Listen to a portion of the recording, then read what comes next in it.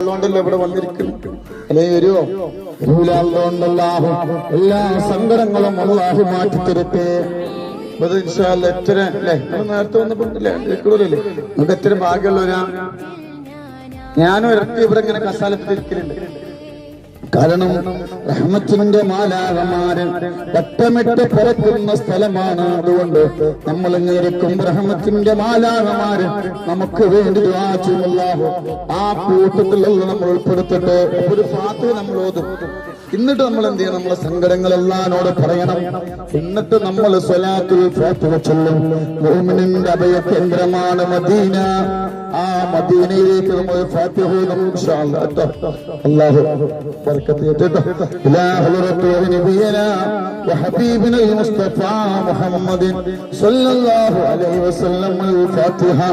അഊദു ബില്ലാഹി മിനശ് ശൈത്വാനിർ റജീം. ബിസ്മില്ലാഹിർ റഹ്മാനിർ റഹീം.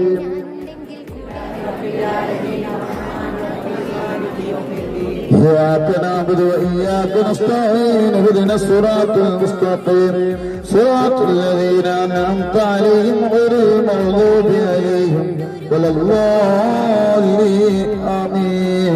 അല്ലാഹു ഖബൂലാക്കട്ടെ. ഇനി വിഷമങ്ങളൊക്കെ ഒന്ന് മനസ്സിൽ വിചാരിച്ചാൽ എന്തിനാ നമ്മൾ വന്നത്? വിഷമങ്ങളൊക്കെ അല്ലാഹു മാറ്റി നാളെ മുതൽ നമ്മളെ ജീവിതത്തിൽ അല്ലാഹു ബറക്കത്ത് നൽകട്ടെ.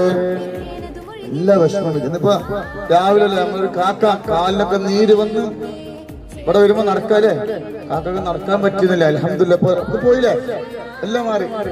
ഉദ്ദേശിച്ചാണ് ഇപ്പൊ നടക്കാനൊക്കെ കഴിയില്ലേ, കുഴപ്പമൊന്നുമില്ല. അള്ളാഹു ആഫിയത്തും ആറിയും അല്ലാഹു നൽകട്ടെ അല്ലേ. ഇരിക്കും.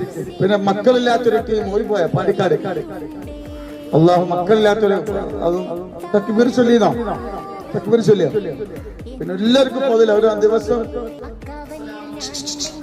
ആ പെണ്ണ് എന്റെ മുടിയൊക്കെ കൊഴിഞ്ഞു പോകും. ഇവിടെ എല്ലാവർക്കും പോലല്ലോ, ഒരു മുടി കണ്ട് എല്ലാ മുടി കൊഴിഞ്ഞു പോകും. അള്ളാഹു കാക്കട്ടെ. നിങ്ങള് അവിടെ അടിമന്മാരിങ്ങനെ മുടി കെട്ടാൻ പറയില്ല. ഇനി മസ്തന്റെ കച്ചവടം തുടങ്ങണ്ടേ? മുടി കാണിക്കരുത്, ഇത് കാണിക്കരുത്. റഹ്മത്തിന്റെ ഇവിടെ നല്ല മുടി, ഒരൊറ്റ മുടി പോലും കാണാം പാടില്ല. അള്ളാഹു കാത്തുരക്ഷിക്കട്ടെ. ഇബ്രാഹിം നബിയുടെ ചരിത്രം പറയാൻ സമയമില്ല കേട്ടോ.